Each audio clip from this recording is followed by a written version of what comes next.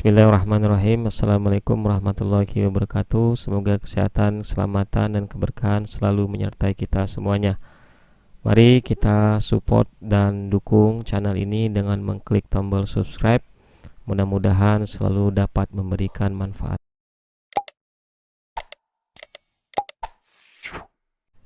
Pembahasan kita pada kali ini yakni tentang Google Classroom untuk pelajar, baik itu siswa-siswi dan mahasiswa dan mahasiswi.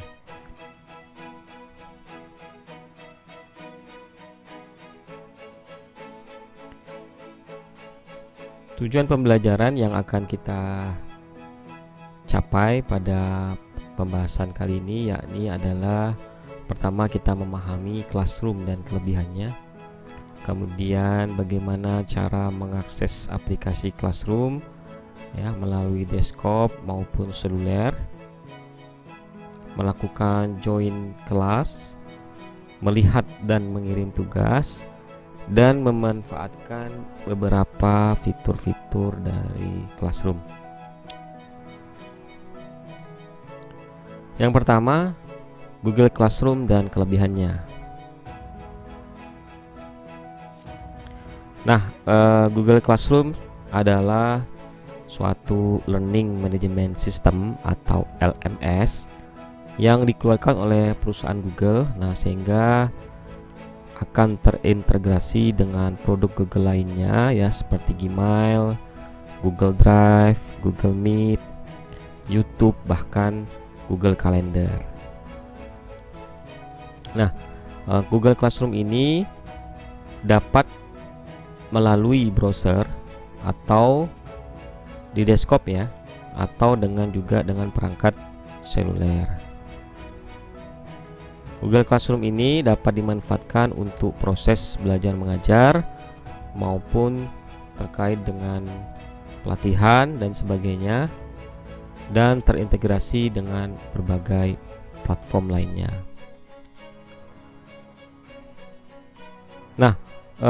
Jika menggunakan akun email Gmail pribadi Google Classroom ini memiliki keterbatasan hanya dapat membuat sebanyak 30 kelas per harinya, kemudian hanya dapat mengundang sebanyak 100 orang per harinya dengan kapasitas kelas sebesar 250 pengguna.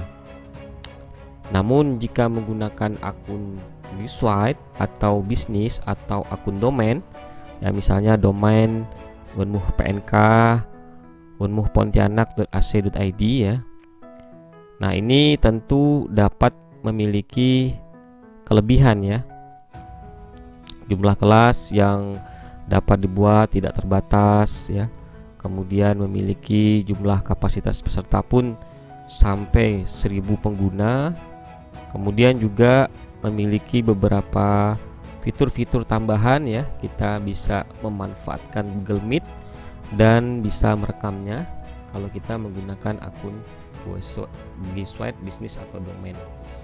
Kemudian kita juga memiliki akses Google Drive penyimpanan tambahan yang kita hanya dapatkan ketika misalnya memiliki akun G-Suite bisnis atau domain.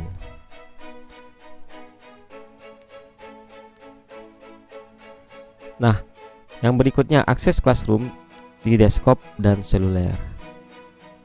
Untuk di desktop kita bisa masuk dengan akun email pribadi atau akun domain di situs https classroom.google.com. Kemudian untuk seluler kita bisa dapat mendownload secara langsung di Play Store dengan memasukkan email dan password kita. Namun kalau menggunakan akun domain atau akun G-Suite, ini harus dapat izin terlebih dahulu oleh penyelenggara, terutama universitas kalau misalnya akun domain dimiliki oleh universitas. Maka dari itu kita harus mendownload aplikasi namanya Google Apps Device Policy Kemudian lalu kita tinggal memasukkan akun kita yang telah diberikan oleh universitas dan memasukkan password yang telah diberikan universitas. Nah, modelnya akan seperti ini. Baru Google Classroom bisa digunakan untuk akun domain yang kita miliki, ya. Jika Anda menggunakan akun domain namun tidak mendownload Google Device Policy, nanti ada keterangan bahwa Classroom tidak bisa digunakan, Anda harus mendapat izin terlebih dahulu. Nah, maka dari itu Anda perlu untuk menginstal Google Apps Device Policy ini. Nah, bagaimana melakukan join class?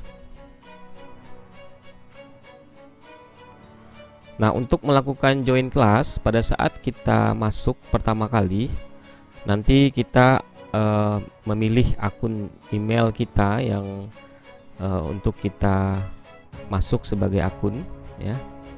Kemudian setelah terpilih, maka kita tinggal klik lanjutkan dan klik tanda panah, tanda plus yang ada di sini, ya, untuk bergabung dengan kelas. Nah, nanti ada pilihan di situ apakah Anda ingin membuat kelas sendiri, ya, atau Anda ingin bergabung kelas. Nah, biasanya kalau dosen kita memiliki akun domain, terus kita menggunakan akun email pribadi, maka tidak bisa masuk, ya. Jadi kalau misalnya dosen kita menggunakan akun domain, maka kita juga harus menggunakan akun domain. Kalau misalnya dosen kita menggunakan akun email pribadi, nah maka kita baru bisa menggunakan akun email pribadi, ya. Jadi kalau yang akun domain berarti terbatas kepada orang-orang yang memiliki akun domain. Maka dari itu biasanya Anda semua para mahasiswa dan siswa diberikan akun domain pada saat pertama kali bergabung di universitas.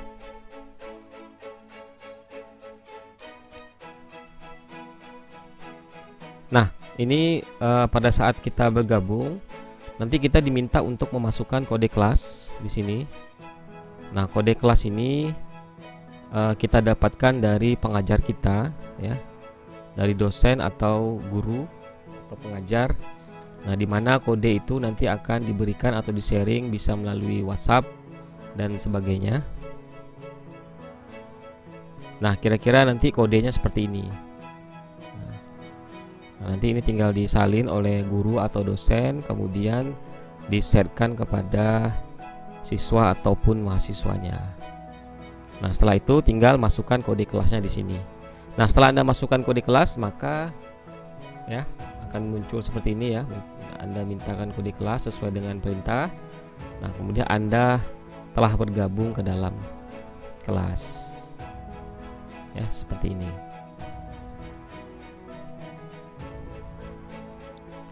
Nah, kalau Anda sudah bergabung dalam kelas, biasanya guru sudah atau dosen sudah bisa melihat, ya, sudah bisa melihat siapa saja yang ada dalam kelas dengan melihat daftar anggota yang ada di dalam classroom, ya. Nah, guru atau dosen itu juga bisa menambahkan siswa atau mahasiswanya dengan men-share link, ya, atau dengan mengundang melalui email, ya. Jadi untuk masuk ke dalam kelas itu ada 3 cara. Yang pertama bisa dengan kode kelas, yang kedua bisa dengan guru atau dosen men-share link, ya, kelas, atau bisa juga melalui undangan dari guru atau dosen kita. Nah, selanjutnya bagaimana cara melihat dan mengirim tugas? Nah, untuk melihat tugas biasanya dalam kelas itu, ya, jika ada dosen mengirimkan tugas, di sini ada jadwal, ya. Ada tenggat. Kalau misalnya dosen mengirim batas tenggat, ya, tanggal sekian gitu, ya. Maka di dalam kelas ini kan kelas hanya satu, ya. Biasanya kalau misalnya kita punya banyak kelas, maka di sini juga akan muncul banyak kelas. Ini hanya contoh saja, ini hanya satu kelas. Kemudian ada beberapa tugas, ya, yang harus kita kerjakan. Nah, biasa akan muncul di cover depan kelas, ya. Ini tinggal kita klik, ini bisa, ya. Tinggal kita klik tugas kita, tugas tinggal kita isi. Nah, untuk melihat tugas juga bisa kita masuk ke dalam kelas kita. Kemudian pilihlah tugas kelas, ya kan? Kemudian lihat tugas Anda, ya. Lihat tugas Anda, atau bisa juga lihat di sini ya. Ini akan ketahuan di depan. Ini kan biasanya ada pertemuan 1 sampai pertemuan 16 ya. Misalnya seperti itu. Ini hanya contoh pertemuan 1. Nah, ini adalah beberapa materi yang di-share oleh dosen atau guru. Kemudian ini ada beberapa kuis essay dalam bentuk nanti Anda diperintahkan untuk mengupload. Kemudian ini ada tugas kuis absensi dalam bentuk Google Form. Jadi ini macam-macam ya. Nah, ini tergantung dari masing-masing dosen atau gurunya. Ya, namun di sini kita akan share semua beberapa contoh tugas ya. Ini contoh kuis essay dalam bentuk upload, ini tugas kuis dalam bentuk absensi dalam bentuk Google Form, dan ini bisa juga pertanyaan dengan cara menjawab langsung. Nah, biasanya kalau tugas yang belum kita kerjakan itu warnanya biru. Nah, kalau yang sudah kita kerjakan dia akan berubah nanti menjadi silver. Jadi untuk melihat tugas bisa melihat tadi ada 3 cara. Pertama di cover kelas, kemudian bisa lihat di bagian pertemuan ini, tinggal kita klik-klik aja. Di sini ada tanda biru ya. Atau bisa lihat tugas Anda. Ya, klik di sini dia akan ketahuan. Nah, kalau kita klik lihat tugas Anda, maka di sini akan muncul tugas-tugas yang mesti kita selesaikan. Di sini akan ada tanda ditugaskan. Maka kalau Anda telah ditugaskan, maka Anda harus mengumpulkan atau menjawab. Nah, nanti akan ada tanda bahwa kita telah menyelesaikan tugas tersebut. Jadi akan terekod terkait dengan siapa-siapa saja yang belum mengumpulkan, siapa-siapa saja yang sudah menyerahkan. Nah, ini adalah contoh kuis essay ya dalam bentuk upload ya. Misalnya dosen atau guru kita memberikan pertanyaan, sebutkan langkah-langkah dalam menyerahkan tugas. Kumpulkan dalam bentuk Office Word, silakan sisipkan tugas Anda di bawah ini. Nah, untuk menjawab ini kita tinggal klik aja kuis essay tersebut ya. Nah, nanti ada pilihan di sini. Nah, apakah kita ingin membuat atau ingin menambahkan terlebih membuatnya lewat Google Doc ya. Nah, itu bisa kita langsung dari Google Doc, langsung buat di Word-nya, langsung buat di PowerPoint atau Excel ya, tergantung tugasnya. Karena ini minta Word, maka bisa kita tulis langsung di Word bisa. Nah, nanti Google Doc ini akan terkoneksi ke dalam Google Drive kita. Atau bisa juga kita tambahkan langsung ke komputer kita. Yang kita tambah buat lalu klik file di sini. Dia akan mengambil dari file komputer kita ya. Nah, kalau kita langsung dari buat baru dari Google Doc juga bisa ya. Nah, kalau sudah kita buat dan kita tambahkan di sini, sudah kita tambahkan, sudah kita kerjakan, maka nanti akan muncul seperti ini ya, tugas kita akan muncul seperti ini. Nah, ini adalah contoh dokumen yang telah dibuat. Nah, namun belum diserahkan. Maka dari itu, maka Anda harus menyerahkan tugas. Jadi kalau masih Anda simpan di sini tapi Anda serahkan, maka tugasnya akan tetap tidak terlaporkan. Maka Anda harus menyerahkan tugas ini. Nah, yang berikutnya adalah tugas kuis dalam bentuk absensi atau Google Form. Nah, untuk bentuk tugas kuis atau absensi Google Form ini juga biasanya disertai dengan absensi ya yang diberikan oleh dosen atau gurunya. Nah, setelah kita mengklik ya, nanti akan muncul ya. Misalnya di sini adalah pertemuan 2 ya, tentang materi classroom kita ya pada kali ini ya. Misalnya kita diminta untuk memasukkan alamat email. Nah, biasanya ketika misalnya diminta untuk masukkan alamat email ini sebagai bukti bahwa kita telah mengerjakan. Biasanya ada dari hasil jawaban kita itu akan dikirim melalui email. Nah, makanya kita perlu untuk melakukan atau menulis email kita ya. Kemudian biasa juga ini contoh aja ya, contoh Google Form ya. Namun masing-masing dosen itu biasanya atau masing-masing guru juga biasanya berbeda-beda. Diminta untuk masukkan kode. Nah, ini adalah contoh kode ya. Ini saya contoh saja. Nah, kode Google Form ya, biasanya men-sharekan di classroom-nya. Nah, kita masukkan kodenya, misalnya di sini contoh ya kodenya. Lalu klik berikutnya. Nah, selanjutnya kita akan ketemu pada identitas. Ya, ini adalah contoh identitas ya. Identitas mahasiswa, kita masukkan NIM ya. nama lengkap, nomor HP, pertemuan keberapa, mata kuliah apa, ya itu semua kita harus isi dengan lengkap. Nah biasanya ini adalah pertanyaan wajib. Kalau Anda tidak menjawab salah satu, maka dia tidak bisa lanjut atau tidak bisa next. Nah kemudian ketika kita lanjut nanti biasanya ada juga men-sharekan kuis ya. Namun masing-masing dosen kadang-kadang berbeda-beda ya. Ada yang setiap pertemuan ada kuis, ada yang tidak menyertakan kuis. Namun jika ada menyertakan kuis, ini kita langsung juga isi kuisnya. Dan di sini biasanya ada poin-poinnya. Nah tentu poin-poin setiap pertemuan itu poinnya adalah 100. Jadi kita kalau misal ada 4 pertanyaan, kalau kita keempatnya jawab benar semua, maka kita mendapat poin 100. Lalu kita kirimkan. Nah setelah kirimkan nanti akan terrecord di Google Classroom bahwa kita telah mengirimkan. Ini akan otomatis ya. Jadi tidak perlu menyerahkan karena ini Google Form ini otomatis gitu ya. Nah ada yang berikutnya adalah pendapat ya atau jawaban langsung. Misalnya di sini apa pendapat Anda agar kuliah kita lebih menarik. Nah bisa di sini mengeluarkan pendapat ya atau bisa juga di sini sebagai pertanyaan langsung yang langsung dijawab oleh mahasiswa atau siswa ya. Nah model pertanyaan seperti ini kita nggak perlu nyerahkan, kemudian kita nggak perlu mengklik seperti Google Classroom tadi, namun kita cukup langsung menulis jawaban kita. Nah misalnya di sini dengan menambahkan agar kuliah lebih menarik dengan menambahkan video tutorial dan sebagainya misalnya kan, lalu klik serahkan, udah selesai sampai di situ. Maka data Anda sudah terrecord oleh sistem Classroom ya. Jadi ada berbagai macam jenis tugas ya yang harus kita kenali. Nah, yang berikutnya adalah memanfaatkan fitur-fitur Classroom. Nah, apa saja fitur di Classroom tersebut? Yang pertama adalah Google Calendar. Nah, Google Calendar ini bisa kita manfaatkan ketika misalnya kita mengklik Google Calendar ya di bagian tugas kelas itu. Ini terkoneksi dengan Google Calendar kita. Jadi pada saat kita misalnya ada tugas itu biasanya akan ada notifikasi ya, baik itu di handphone ya ataupun di komputer kita. Nah, Google Calendar begitu kita klik maka akan muncul seperti ini ya. Di sini kita kalau misalnya tidak ada task, kita munculkan aja tasknya. Jadi tugas-tugasnya nanti akan muncul semua. Misalnya tanggal 3 nih, jam berapa masa tenggatnya ini akan ketahuan semua. Oh, jam 9 tanggal 3 ada tugas kuis, absensi Google Form terakhir pukul 9.29 pagi. Kemudian juga ada tugas kuis essay yang harus diupload tanggal 10 di tanggal 3 jam 10.59 pagi.